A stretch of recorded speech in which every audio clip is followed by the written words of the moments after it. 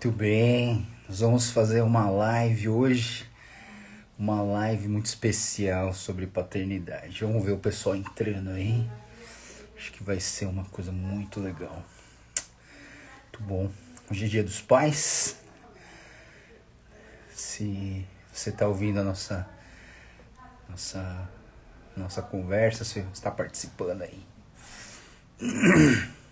Beleza. Paulo, vou esperar um pouquinho as pessoas entrarem. Eu não sei se é assim que funciona, mas assim, aí a gente vai. Eu vou te chamar. Ou eu já te chamo agora, cara.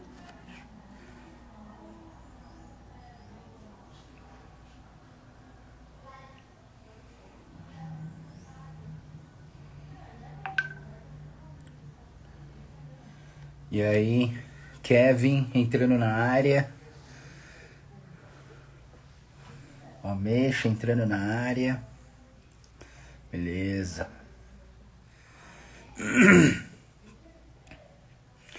Léo, grande Léo. E aí, cheio.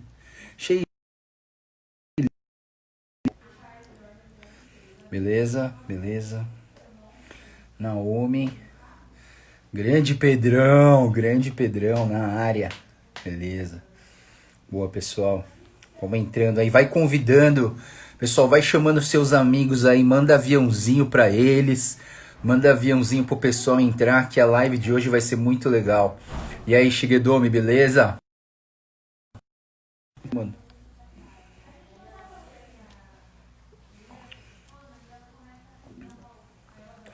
E aí, pessoal?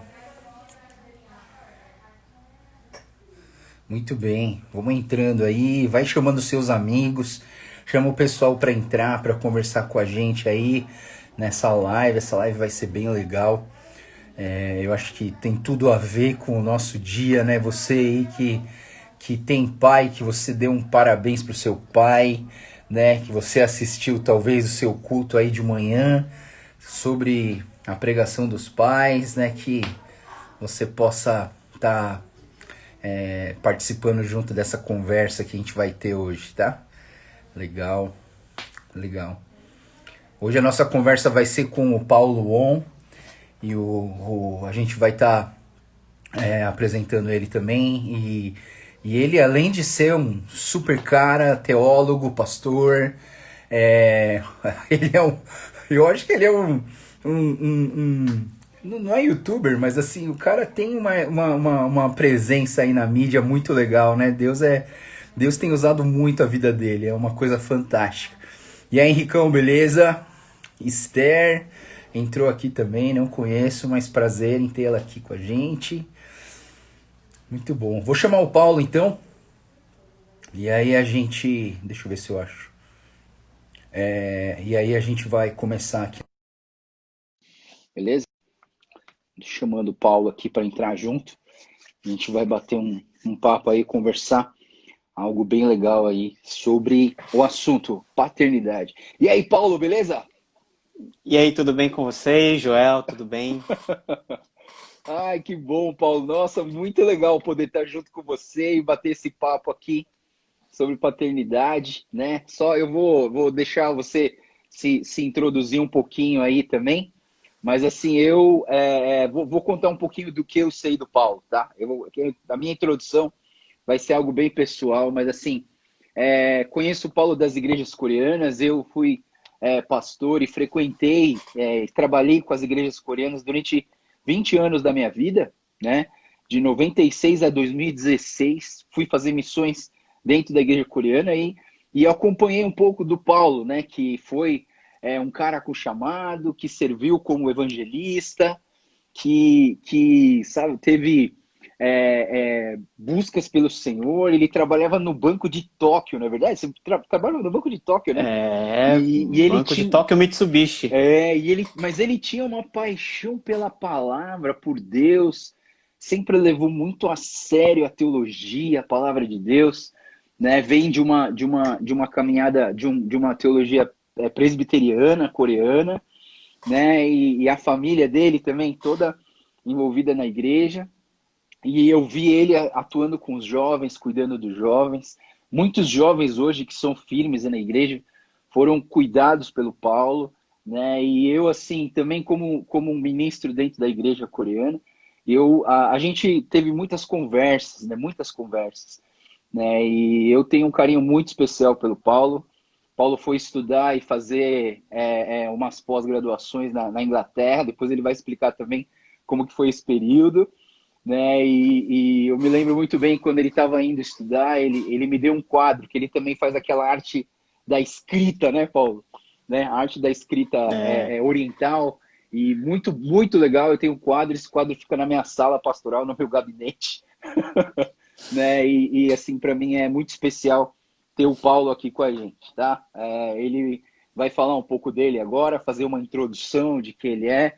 Pode ficar à vontade, Paulo, para você explicar aí um pouquinho da sua jornada até hoje. Hoje ele é pastor da Igreja Presbiteriana de Cuiabá, né? E Deus tem usado muito a vida dele na mídia. Ele tem trocentos seguidores aí. E é muito interessante isso, por quê? Porque o conteúdo é bom. O conteúdo é bom. Entendo que o conteúdo é bom, realmente todo mundo segue, né? Eu sigo ele. É isso aí, Paulo. Por favor, dê uma introdução aí, fale um pouquinho da sua vida, um pouquinho do seu ministério, da sua família, dos seus filhos. bom, tudo bem com vocês? É um prazer enorme estar nesse tempo aí com você, Joel, que é meu amigo, companheiro aí de caminhada. Para quem não sabe, o Joel foi meu pastor durante um ano e pouquinho, né? Enquanto a gente chegou eu frequentei um tempo no meu período sabático em MOSP, né? A comunidade missionária, né? A gente esteve junto lá e é uma pessoa por quem eu tenho um carinho muito grande, servo do Senhor com uma paixão missionária muito grande e admirável, né? Tipo, fora essas coisas que você falou, né? Eu sou descendente de coreano, né? Sou segunda geração de coreanos aqui no Brasil, quarta geração de cristãos na minha família, né? Minha família foi alcançada pelo Evangelho já nos primórdios, lá na virada dos 1900. A minha bisavó já foi alcançada pelo Senhor, depois foi passando de geração em geração, né? Meu avô, meu pai, agora sou eu, e agora eu estou legando a fé para três filhos. Eu tenho três meninos, você pode olhar para minha cara assim, um moleque que tem três crianças, né? Eu tenho 36 para 37 anos, tá? Pode não parecer, mas essa é a minha idade. E, e, e é um prazer muito grande, né, estar em contato com todos vocês que fazem parte dessa comunidade tão abençoada que tem o Joel como uma das cabeças aí. Tendo o Joel, eu sei que já é abençoado. Então, obrigado aí pelo convite. Ai, que bom. Fala um pouquinho da sua jornada teológica também, Paulo. Como que você desenvolveu e criou assim a sua teologia, da onde você veio, onde você Uhum, estudou, uhum. se um seminário aqui em São Paulo, se tem algum seminário especial que você gosta muito aqui. É. Eu tenho falado do seminário, aliás, né?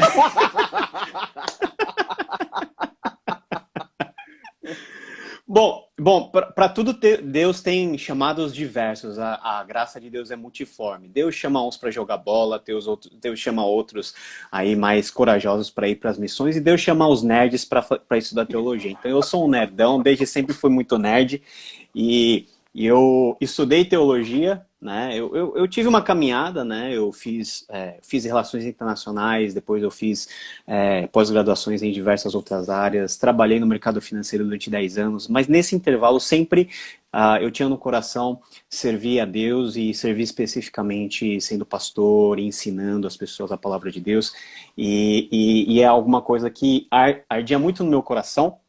E eu fiz o Seminário Teológico Servo de Cristo, que é o melhor seminário que nós temos no país, né? Cuidado aí por uma pessoa joia, não, mas é sério, um dos mentores que eu tenho na minha vida, o pastor Zé Machado, né? Uma equipe de ponta. Eu fui aluno lá, fiz um período de pós-graduação, fiz o meu mestrado em Edimburgo, no Reino Unido, 2 aninhos, depois eu voltei e o pessoal foi generoso, né, em ter me aceitado como aluno e depois me aceitou como professor, é lá onde eu dou aula até hoje. A vida inteira eu vivi, né, essa minha telinha tá apagando aqui, não sei o que está acontecendo, mas a vida inteira eu vivi dentro do contexto coreano, né, de igreja coreana, mas depois eu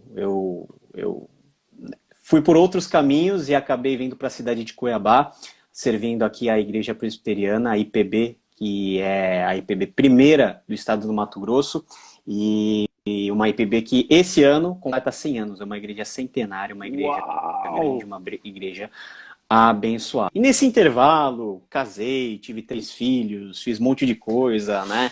Deus sempre foi muito generoso comigo e eu louvo a Deus pela forma que Ele conduziu a minha família desde do contexto familiar dentro do qual eu nasci, a família que Deus me deu para cuidar, e também o contato que Deus tem dado com diversas outras famílias, amigos, e é uma comunidade tão grande que a gente tem alcançado, tanto pessoalmente na igreja, quanto de maneira virtual na internet, né, nos ministérios e nas atuações que eu tenho aí no mundo virtual, no YouTube, podcast, etc. Que legal, Paulo. Pô, e hoje, né, Dia dos Pais, né? Hoje é um dia super especial, né? Eu tenho 2 filhas, Paulo tem 3, né? Feliz Dia dos Pais, Paulo. Que Deus abençoe muito a sua vida, viu? A todos nós, a todos Amém. nós. E vocês, todos que estão aqui ouvindo a gente ou assistindo essa live, que vocês são pais, olha, parabéns. Deus te abençoe muito, que Deus te fortaleça, que Deus te dê sabedoria e que essa live possa te ajudar em alguma coisa, que essa live possa acrescentar algo na sua vida, desafiar alguma coisa para você, beleza? E vamos começar então. A gente tem algumas perguntas, né? E para a gente poder conversar. Mas uma primeira pergunta que eu queria fazer, e se você tiver pergunta, se você tiver curiosidade, se você quiser perguntar alguma coisa sobre paternidade, vai jogando aqui nesses comentários aqui, e aí uma pessoa vai estar anotando as perguntas para a gente estar repassando e tentando conversar, se der tempo, né? A gente só tem 1 hora para conversar aqui, tá? Mas a primeira pergunta que eu vou trazer para o Paulo aqui é como foi para você o ser pai, né? Como foi a vinda dos seus meninos, né? Aliás, eu fico pensando, é que eu só tenho menina, né? Eu tenho 2 meninas, mas eu fico pensando, os meninos, eles aterrorizam, os seus são calminhos. Mas eu queria perguntar para vocês como que foi a vinda deles e se quando você escolheu o nome deles, tem alguma coisa especial na escolha do nome deles. Uhum. Aí eu queria que você falasse um pouquinho com a gente sobre isso. Os meus meninos foram meninos que foram cuidadosamente preparados, né? Quando eu casei com a Juliana, a gente meio que decidiu, vamos ter uns 2 anos aí de nós curtirmos o momento inicial do casamento, viajar bastante, fazer tudo que a gente sabia que não poderia fazer depois que viesse os filhos. A gente foi lá, fez tudo. E depois, mais ou menos quando deu 1 ano e meio, a Juliana ficou grávida. Depois, no segundo ano, o Theo, que é o mais velho, que hoje tem 8 anos, ele nasceu. Depois de mais 2 anos e meio veio o Nathan, e depois mais 2 anos, 3 anos veio o Christian. Então eu tenho 3 filhos, assim, uma escadinha, 8, 5 e 2 e meio agora. Então são meninos muito preciosos. Aliás, eu acabei de despedir eles aqui de casa, porque eles e a Ju estão indo aí para São Paulo agora, né? Agora Olha, devem estar agora no aeroporto. Então, já estou sentindo já uma solidão aqui dentro de casa, um vazio, né? Quando eles estão aqui, é aquela bagunça, sabe? Brigando toda hora, é aquele auê, né? Eles são calminhos, mas criança, mas assim, calmo quando vai para fora, né? Aqui em casa eles aprontam e aprontam bastante. Mas são meninos muito preciosos e vieram assim, Deus foi muito generoso, né? Veio o Theo, depois a gente quis uma menina, aí veio o Neita. Depois a gente quis uma menina, aí veio o Christian. Aí a gente não quer mais nada, agora fechou a fábrica, né? Porque 3 já tá ótimo, mas são meninos que a gente tem tentado criar, na medida do possível, dentro das nossas possibilidades, no temor do Senhor, ensinando a palavra de Deus.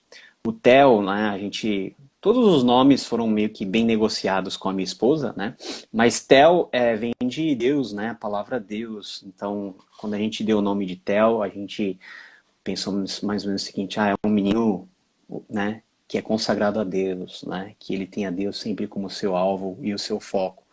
O Nathan era um nome que a gente sempre tinha na cabeça, né, e Natan, né, significa dar, né, é um presente. Então a gente considera a vida do Nathan como um presente de Deus para nós e, quiçá, um presente de Deus para o mundo, né? Porque a gente quer que eles possam servir o mundo, né? Em nome de Deus. E o Christian, é engraçado que foi o Theo que deu o nome de Christian, né? Porque ele gostava do nome Christian. E Christian é cristão, né? Então, pelo menos se ele viver como um Christian de verdade, como um cristão, né? Eu acho que a minha missão como pai já vai estar suficientemente cumprida, porque a gente vive num mundo tão complicado em que a gente tem que estar de olho em tantas coisas que ameaçam a família, ameaçam os nossos filhos, ameaçam todas as coisas, e que a única coisa que eu não peço, a minha oração em relação aos meus filhos não é uma oração assim, Deus, que eles possam ser isso ou fazer aquilo. Eu peço duas coisas, né? Eu peço por eles o seguinte, que eles possam conhecer Jesus o mais rápido que puder, e que eles possam ser pessoas que amem a Deus e sirvam ao mundo movidos por esse amor. Independente do que eles escolham fazer, o mais importante é que eles façam tendo Deus como alvo principal e tendo a edificação do outro na sociedade ou dentro da igreja, em qualquer outro lugar, como instrumentos aí preciosos nas mãos de Deus, seja o que for, né? Se for instrumento de Deus, já tá bom e já tá ótimo.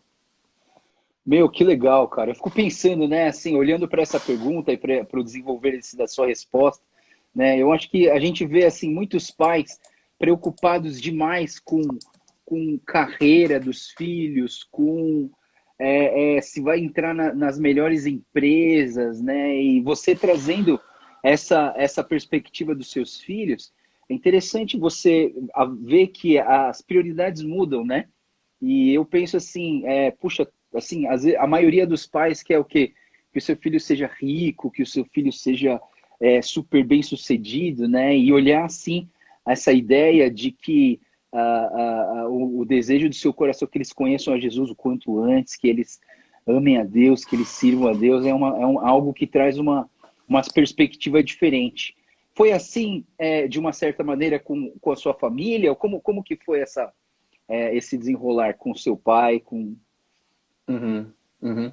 Eu tenho dois pais, né, em casa. Eu tenho meu pai carnal, né, o meu genitor, né, que é um homem, assim, muito especial, que ele e a minha mãe me ensinaram desde cedo o valor do sacrifício, né, o quanto eles se sacrificaram por mim. E você sabe que no contexto oriental os pais realmente se sacrificam pelos filhos. Se for para eles passarem fome, para os filhos comerem, eles vão passar fome. Então eles me ensinaram esse valor do sacrifício, que é uma marca do amor, né? Tem um pai espiritual também que é o meu avô, que ele me ensinou, porque os meus pais trabalhavam muito e eu passava muito tempo com meu avô e com minha avó. E meu avô e minha avó eram homens e mulheres de Deus, né? Meu avô já falecido, minha avó ainda viva, mas o meu avô especialmente, ele sempre serviu a Deus de perto. Ele se converteu tarde, já lá para os 60 anos de idade, ele se converteu, ele tomou rumo na vida. E ele me ensinou muitas coisas a respeito de como ser cristão, de como amar a palavra de Deus. Então, eu tenho uma influência muito grande da vida dele sobre mim. Então, eu acho que... E ele sempre me dizia que o temor do Senhor é o princípio do saber. Então ele Uau! sempre citava Provérbios 1:8, acho que é 1:8 ou 9, e ele falava o seguinte, olha, o resto eu sei que você vai correr atrás, mas o mais importante é você temer a Deus, porque se você não temer a Uau! Deus, você pode ser a pessoa mais importante do mundo, mas essa inteligência não vai ser algo que vai reverter na sua salvação em primeiro lugar e não vai reverter em você cumprir o seu propósito de vida. Então é lógico, se eu falar que eu não quero que os meus filhos sejam ricos, né, que os meus filhos sejam bem-sucedidos, é lógico que eu quero, Sim. né? Mas isso daí é até onde eu posso sentir secundário. Primeiro eu quero os meus filhos de bem com Deus, com saúde e no lugar onde eu possa ver o sucesso deles. Ou possa ver eles batalharem pela vida, ganhar o pão de forma digna, ainda que não tenha muito dinheiro no bolso, mas eles serem homens de verdade, eles serem pessoas de referência, para que eles tenham o elogio das pessoas, é verdade, mas também o elogio de Deus. Então, a minha família foi uma família especial, é uma família especial, dentro da qual, desde muito cedo, eu nem sei quando que eu me direito, eu sou daqueles casos de gente que nasce na igreja, né? Tipo, eu tava lá sempre eu ia pra igreja, sempre tal, né? Tem alguns momentos chaves na minha vida que eu falo assim, nesse dia Deus fez isso comigo, mas quando eu me converti mesmo, eu devo ter me convertido sentado aos pés do meu avô, escutando ele Nossa. falar as histórias de Jesus, converti meus pais, né? Mostrarem na prática o que é um amor paternal, né? Um amor assim de responsabilidade em relação aos filhos que Deus deu. Então, eu posso dizer que, embora eu não tenha nascido numa família rica, embora eu não tenha nascido num contexto favorável, todo mundo passando sempre muita dificuldade, todo mundo sempre tendo que trabalhar muito, mas no meio de tudo isso, Deus foi muito generoso e muito bom, porque o nosso caráter foi muito forjado dentro desse contexto. Graças a Deus. Graças a Deus. Paulo, uma vez eu fui na sua casa, e eu nunca vou esquecer disso. Você falou assim, Joel, deixa eu te mostrar uma das coisas mais preciosas que eu tenho, né? E aí a gente foi ali no seu escritório e você pegou um caderno que o seu avô, ele transcrevia a Bíblia, ele lia a Bíblia e ele escrevia a Bíblia em cadernos. E ele deu todos esses cadernos para você. E eu estava lembrando, sabe, o Salmo 128, 5 e 6, ele diz assim, que o Senhor abençoe desde Sião, para que você veja a prosperidade de Jerusalém todos os dias da sua vida e veja os filhos dos seus filhos, e haja paz em Israel. E assim, para mim, sabe, eu já usei essa ilustração do seu avô, assim, investindo nos filhos dos filhos, né? E eu queria que você, assim, você já falou um pouquinho sobre isso, mas eu queria que você me falasse se você também tem esse projeto com os filhos dos três, do Nathan, do Theo e do Christian, se você vai fazer isso também com os seus netos.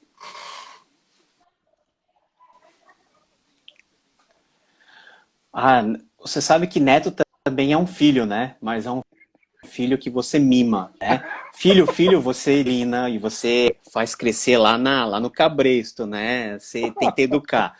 Mas depois, quando chega os netos, dizem que você já avacalha, já deixa comer açúcar à vontade, já dá doce. Então, eu espero ver os filhos dos meus filhos primeiro crescer uma família saudável. Por isso, eu arrumem suas respectivas esposas, mulheres que temam ao Senhor, mulheres, sabe, que não sejam apenas escolhidas por questão exterior ou por inteligência, mas realmente porque amam ao Senhor e eles possam constituir família. E se Deus der filhos, né, que esses filhos possam seguir o dos seus ancestrais, né, de amar a Deus acima de todas as coisas e sempre ter esse coração preocupado em ter um coração. O que meu avô me ensinava muito era ter sempre um coração justo. Então, lógico que isso tem os seus custos, isso é difícil pra caramba viver essa realidade, mas é algo que eu gostaria de ver, né? Se Deus me permitir viver até lá, ver isso se cumprir e aí eu ir pra glória mais feliz, né? Mas assim, eu cumpri, né? Cumpri a minha missão como pai, que para mim é a missão mais importante, central. Né? Eu tô aqui, Deus me deu filhos e é para cuidar da porta de casa, agora vai embora, né? Vai embora, vai constituir a família de vocês, né? Que eu vou passar os últimos dias da minha vida viajando com a minha mulher.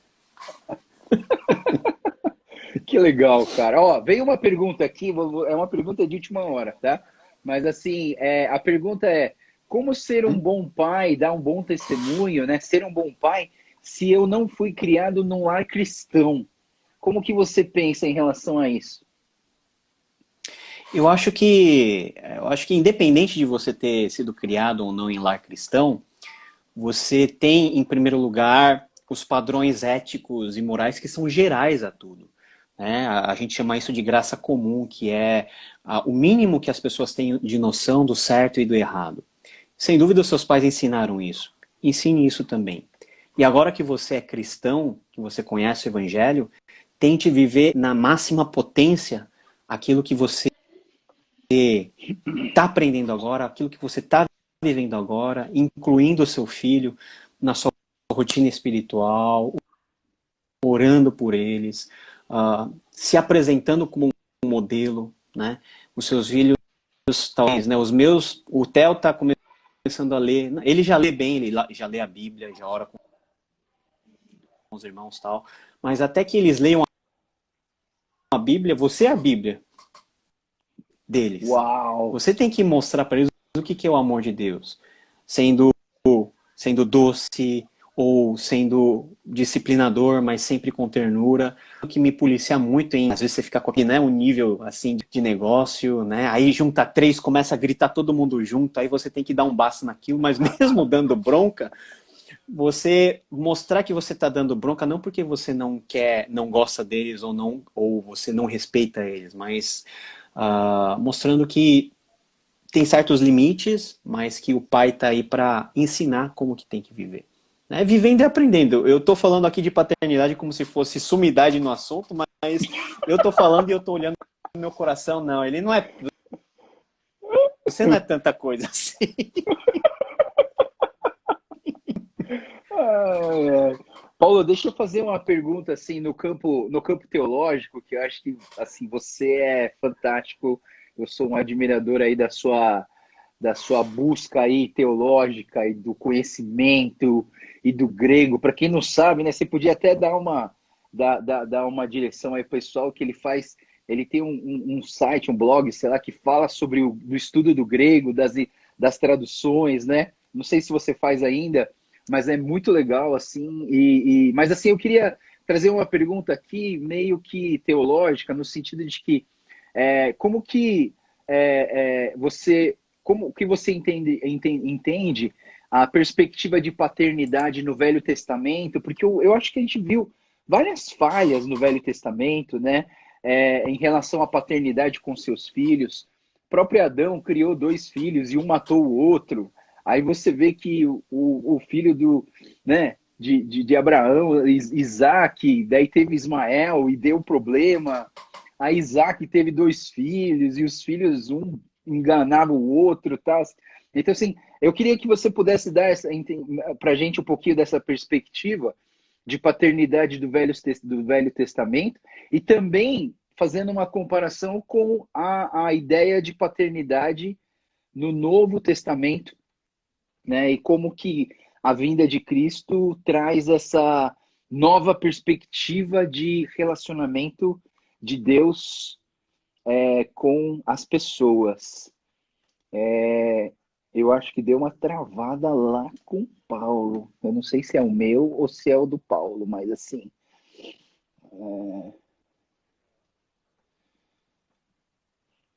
Vocês estão me ouvindo? Ô, Paulo, desculpa. Você deu uma travada. Alô? Paulo? Você está me ouvindo? Paulo? Eu não estou conseguindo te ouvir. Você consegue me ouvir? Você consegue me ouvir?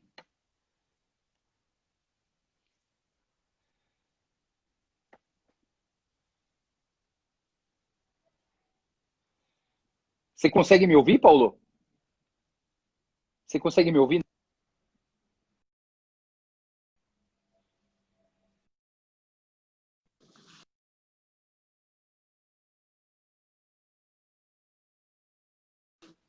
Ixi. Acho que ele vai entrar de novo. Vocês estão me ouvindo, pessoal? Dá um joinha se vocês estão me ouvindo aí, só para eu saber mais ou menos. Aqui, o Paulo entrou de novo.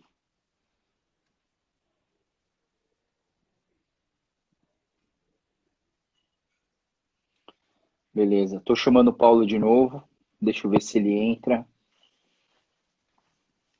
Boa, pessoal. Bom, pessoal que está chegando agora, obrigado por estar vindo aí. A gente está tendo um papo sobre paternidade. Aí deu uma travadinha aí, mas o Paulo voltou. Beleza, Paulo? Voltei. Você sabe que outro pai, outro tipo de pai está em ação, né? Que é o pai da mentira, que é o Satanás aqui que tá mexendo assim. Falou em paternidade, ele achou que era com ele. Não é o pai da mentira, não, é outro pai, né? Eu acho que eu ouvi a sua pergunta, quando eu penso em paternidade no Antigo Testamento e no Novo Testamento, no Antigo Testamento tem muito mais história, tem muito mais caso para a gente analisar, e o pessoal no Antigo Testamento a gente acha que era tudo gente espiritual, mas era tudo gente que nem a gente, né? Era tudo gente normal, era tudo carne de pescoço, era tudo gente atribulada, com muitos problemas, principalmente na área da paternidade. Então, ainda que nós temos muitos homens de Deus, né, que souberam educar os seus filhos, os principais tiveram grandes problemas, né, relacionados a eles. Por exemplo, Isaac, que era um homem extremamente pacífico, teve problema com os seus filhos. Filhos que, na frente dele, brigaram pelo direito de primogenitura e que se separaram e que durante muitos anos um não queria ver a cara do outro, né? Davi, o homem segundo o coração de Deus, o filho mais velho, que é o Absalão, deu golpe no pai, se deitou com todas as suas esposas à luz pública e quase morreu na mão do filho. Então, Davi, aquele que a gente acha o cara, né? A gente fala com a boca cheia, né? Davi. Mas Davi também pisou muito na bola, né? Perdeu o filho porque ele pecou. Enfim, nós vemos no Antigo Testamento, pelo menos, uma clara diferenciação daquilo que o ser humano ele pratica em relação à sua paternidade, em relação ao padrão de Deus como pai. Mas só que no Antigo Testamento nós não temos muitos casos em que alguém do povo ou as pessoas chamam Deus de pai.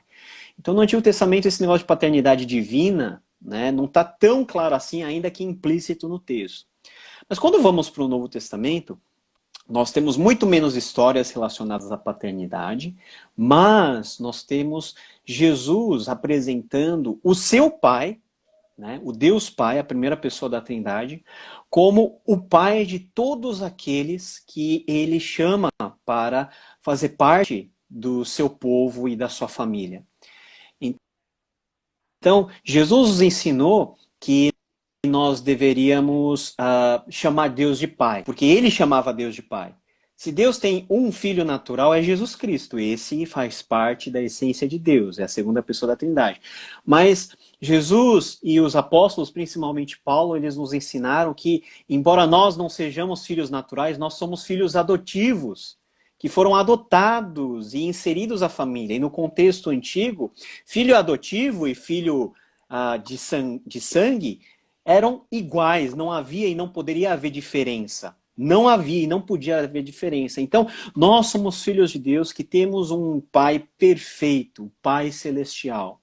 Então, nós temos um exemplo muito mais claro de como praticar a paternidade do que tinham as pessoas do Antigo Testamento. Hoje nós podemos ver o relacionamento que Jesus tinha com o Pai. A forma como Deus amava Jesus e Jesus amava Deus. Como filho e pai. E a mesma maneira que Deus quer que nós amemos os nossos filhos, e a mesma maneira que Deus quer que os nossos filhos, eles nos amem, nos honrem, cuidem da gente. Então, Jesus nos mostra um padrão de paternidade perfeita.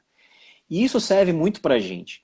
Porque independente do tipo de pai que você tenha tido, né, um pai, estou falando sanguíneo, seja ele um pai bom na sua classificação ou um pai que não foi bom para você, todos os nossos pais carnais são imperfeitos.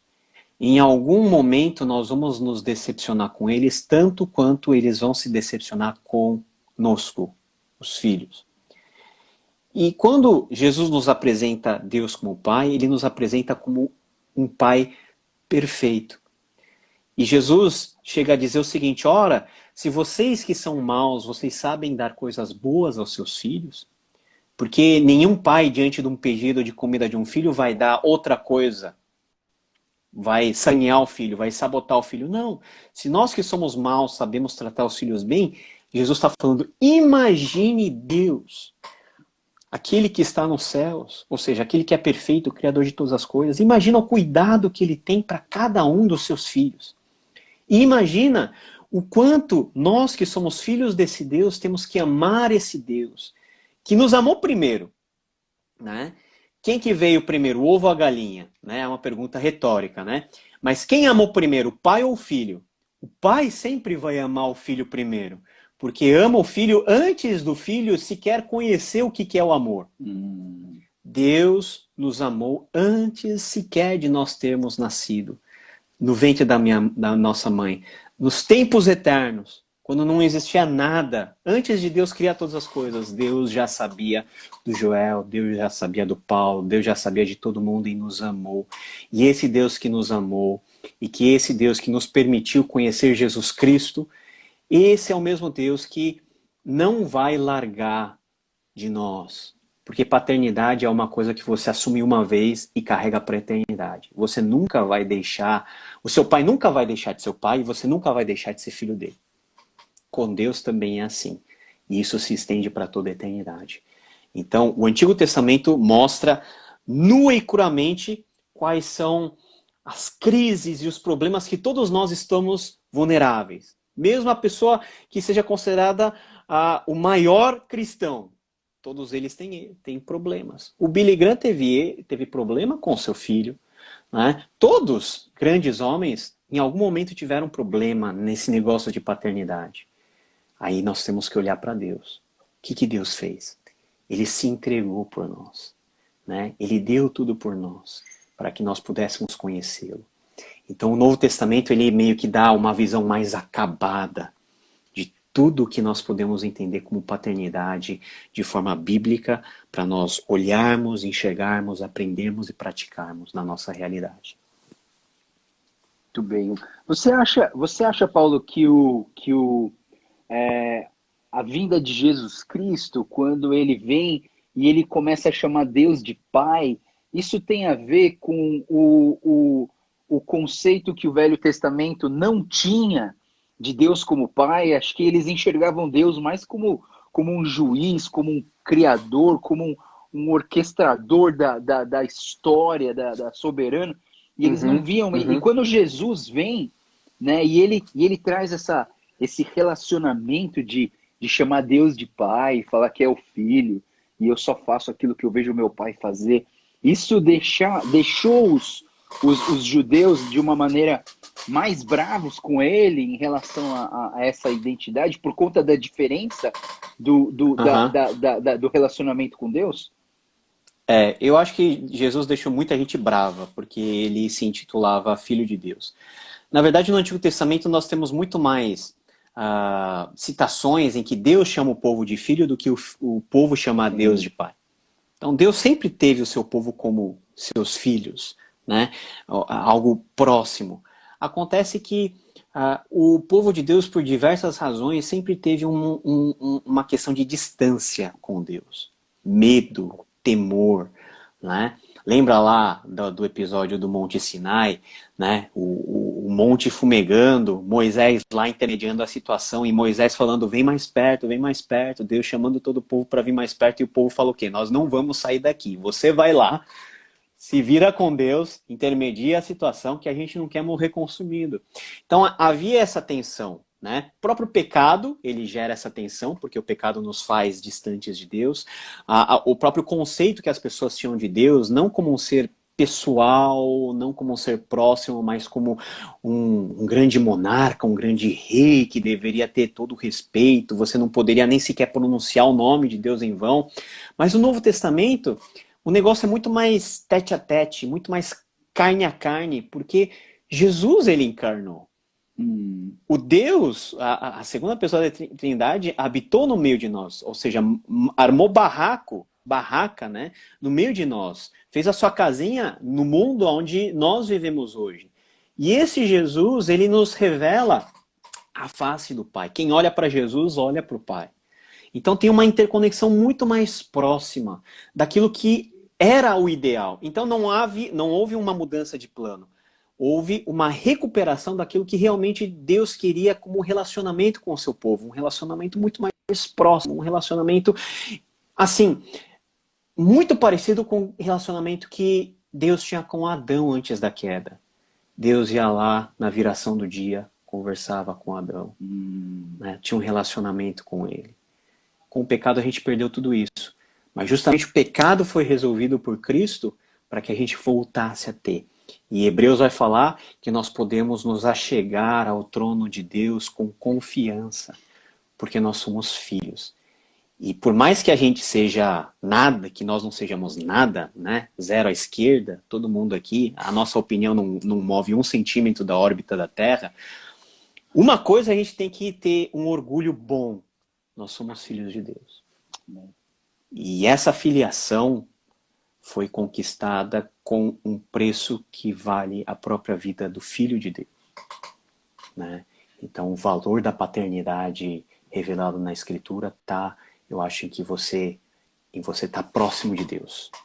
Né? Ver Deus, experimentar Deus, fazer com que Deus cuide do seu dia a dia e que ele faça parte do seu cotidiano. Eu acho que uma pergunta interessante também da gente entender na Bíblia, porque você falou, né, aqui com a gente, o único Filho de Deus, filho mesmo natural, foi Jesus Cristo. E aí vem essa questão da adoção, né? Eu fico pensando, né, porque existe uma frase que a gente costuma ouvir um ditado popular que diz assim: todos são filhos de Deus. Eu queria que você pudesse me explicar um pouquinho ou conversar um pouquinho com a gente sobre essa frase, o quanto que ela é verdade, o quanto que ela não é, e eu queria que você pudesse dar um parecer seu em relação a isso.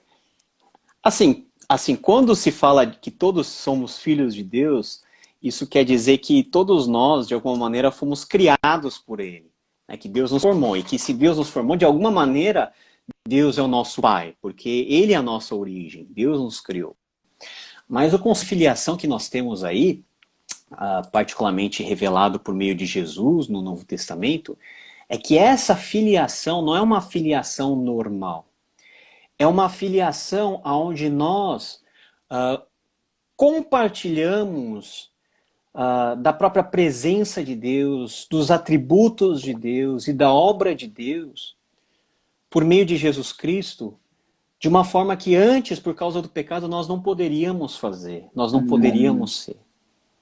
Então, quando nós somos filhos de Deus, ou quando Paulo fala lá em Gálatas que o Espírito Santo ele habita em nós e ele nos possibilita chamar Deus de Abba, Pai, isso quer dizer que a própria habitação do Espírito Santo dentro do nosso coração faz com que a própria natureza de Deus possa estar dentro de nós, possa começar a nos moldar, a nós nos tornarmos cada vez mais semelhantes a Jesus, e nos tornando cada vez mais semelhantes a Jesus, nós nos parecemos mais com o nosso Pai Celeste.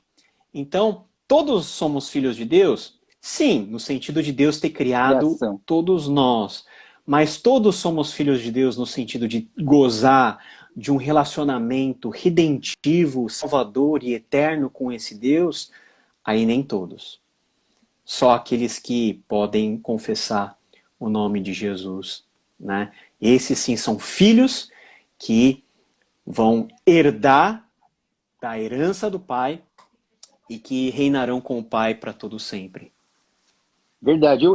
Quando você estava falando, eu estava lembrando de João capítulo 1, versículo 12 e 13, que ele diz assim: contudo, aos que receberam, aos que creram em seu nome, deu-lhes o direito de se tornarem filhos de Deus, os quais não nasceram por descendência natural, e nem pela vontade da carne, nem pela vontade de algum homem, mas nasceram de Deus.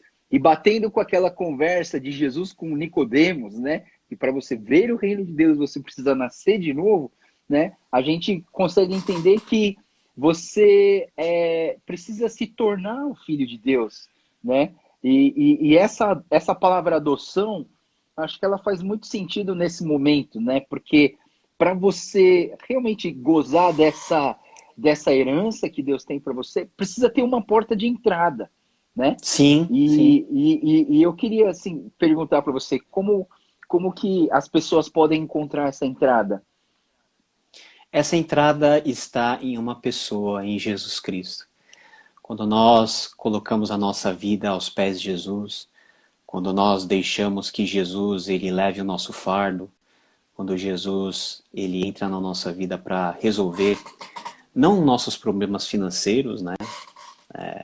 Não nossos problemas materiais, mas o nosso problema existencial, da nossa eterna busca por algo que nos faça ter sentido ou que nos dê sentido na existência.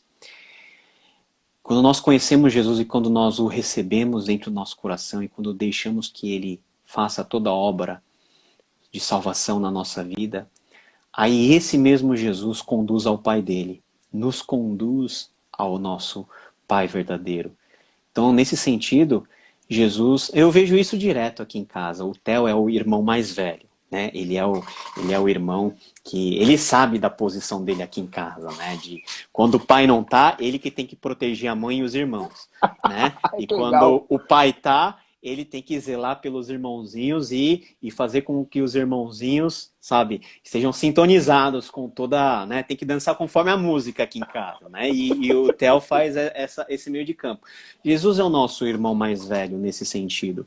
Ele é o que realmente é o filho natural de Deus, ele é o que conhece eternamente a mente do Pai, e ele, apenas ele é quem pode nos conduzir à presença desse Deus. Nos ensinar a ser, nos moldar, nos transformar, pegar a nossa mãozinha, né, levar e juntar com a mão de Deus. Então, quem já tem Jesus no coração já vive essa realidade, essa paternidade, essa relação de filiação. E se você ainda não vive, você precisa viver.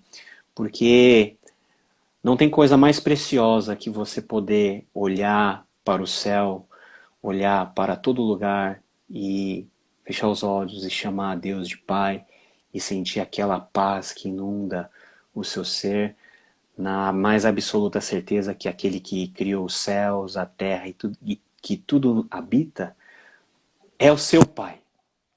É o seu Pai que vai cuidar de você, não somente nessa vida, mas vai estar com você para sempre.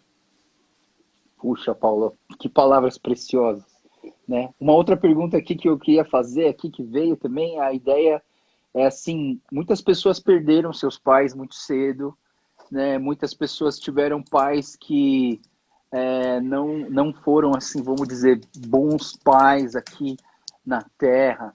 E eu queria, assim, perguntar para você, o que você diria para essas pessoas, né, que passaram pela perda do pai muito cedo ou que tem pais que não foram muito exemplares e que fizeram algumas coisas que não foi muito bem visto pelas pessoas. Para aqueles que perderam os pais muito cedo, não tem coisa mais triste que isso, na verdade, mas eu acho que é um motivo a mais para você se apegar realmente ao nosso Pai, que esse sim nunca se ausenta. Por diversos motivos, os nossos pais do mundo podem se ausentar, seja fisicamente por causa de morte, seja moralmente por causa de desvios morais que os seus pais podem ter, como todo ser humano pode ter, e como até você pode ter em relação aos seus próprios filhos no futuro. Mas tem um pai que não se ausenta, tanto em presença, quanto em moral, quanto em perfeição, quanto em companhia, é o nosso Pai Celestial. Então, se você perdeu seu pai muito cedo, né, olhe para Deus como o seu Pai. Esse sim, o único que pode preencher essa lacuna dentro de você. E na esperança e na alegria de que, ok, você perdeu seu pai, isso faz parte da vida, mas tem um pai que você nunca vai perder, que é Deus. E se você teve um pai que, aos seus padrões, não foi um pai perfeito, é mais um motivo para você, aí sim, buscar pelo Pai que realmente é perfeito, diante de quem você pode chorar todas as suas mágoas, diante de quem você pode buscar forças para perdoar os seus pais. E só o Pai perfeito pode te moldar o seu coração a ponto de você olhar para trás para o seu pai imperfeito e perdoá-lo com a mesma generosidade que um dia Deus te perdoou. Porque nós olhamos muito para a falta de ética de outras pessoas e nós não percebemos que também nós somos semelhantemente pecadores. Podemos não ser pais ruins como os seus pais foram, mas o seu pecado pode inundar em outras áreas, né? Em outras formas, pode se manifestar em outras formas. Então, o Deus que é presente é o mesmo Deus que com certeza quer restaurar você. E é o Deus que faz com que você, com o coração restaurado, olhe para o seu Pai, que antes você não achava lá grande coisa, com amor, com misericórdia e com coração grato. Porque se você não tivesse Pai, você não estaria aqui. Então já é um motivo bom para nós olharmos os nossos pais com muita generosidade e muito carinho. Verdade. Uma última pergunta que vem aqui é assim, você acha que o pai tem uma responsabilidade diferente na criação dos filhos em relação à mãe? É uma questão bem, vamos dizer assim, tem muitas opiniões, né? Né? Vamos responder o seguinte: pai e mãe são iguais, da mesma maneira que homem e mulher são iguais diante de Deus, né?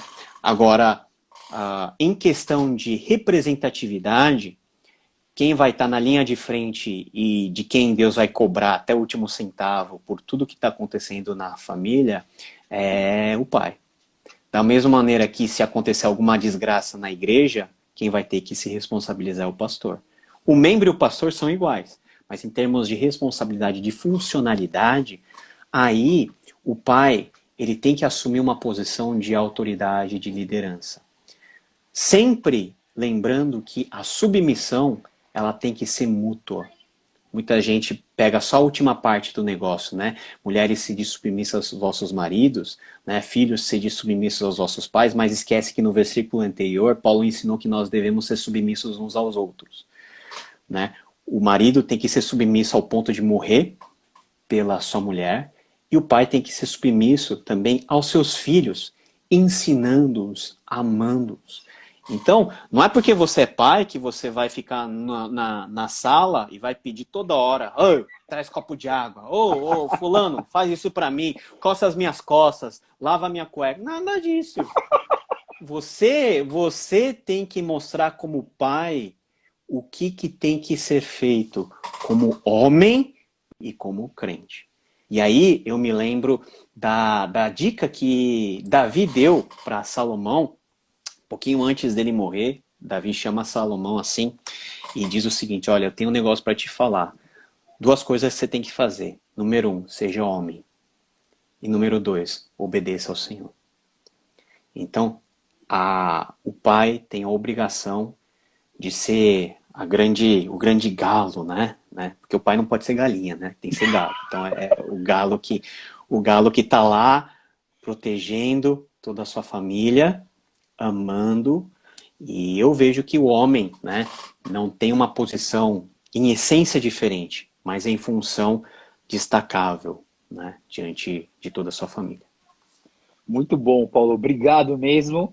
Nosso tempo está aí quase acabando e eu vou pedir para você fazer uma oração pelos pais, né? Muitas pessoas estão nos assistindo e eu queria que você também fizesse essa oração por futuros pais, né? Nós estamos aqui no Movimento Wave, o Projeto Wave, e o Projeto Wave tem buscado alcançar muito dos jovens, e eu creio que esses jovens vão ser pais, e eu oro para aqui também que a gente possa orar para que eles sejam pais que refletem o pai do Novo Testamento, não do Velho Testamento, né? Mas um pai do Novo Testamento, e que eles sejam bons pais. Eu queria pedir para você orar por nós. Você pode orar por nós, Paulo? Amém, amém. Senhor, muito obrigado por todos os jovens que estão acompanhando essa live. Abençoa, Senhor, todos os pais. Abençoa, Senhor, todos os jovens para que eles possam embarcar nessa maior aventura da vida, que é constituir uma família e assumir o maior ministério que alguém pode ter, que é ser um pai e legar a fé ao outro e legar uma boa herança aos seus filhos. Que o Senhor possa cuidar do coração de cada um, nos tornando homens e mulheres dignos e valorosos primeiro, para que isso possa ser transmitido aos nossos filhos e os nossos filhos possam transmitir aos seus próprios filhos, para que se cumpra a tua palavra de que o seu conhecimento e a sua glória seria transmitido de geração em geração até a sua vinda. Abençoa, Senhor, cada um, abençoa a vida do Joel, abençoa a vida de toda a equipe que está envolvida por trás desse projeto, e nós oramos em nome de Jesus. Amém. Amém. Paulo, muito obrigado. Foi um papo fantástico, cara. Nossa, muito gostoso de estar conversando sobre esse assunto e mais tá perto de você, cara. Você tá lá em Cuiabá, mas assim, é bom estar sempre conectado com você. Você é um cara que eu amo muito, cara. Que Deus te abençoe. Muito feliz Dia dos Pais. Feliz Dia dos Pais a todos, Joel. Abraço forte a você. E já já tô aí em São Paulo e a gente vai lá comer uma comida coreana. Beleza. Tchau, pessoal. Deus abençoe e que vocês possam ter aproveitado bastante. Vai ficar gravado para vocês poderem ver de novo. Que Deus abençoe muito a vida de vocês. Valeu, pessoal. Obrigado, Paulo. Deus abençoe. Tchau, Tchau, tchau. tchau.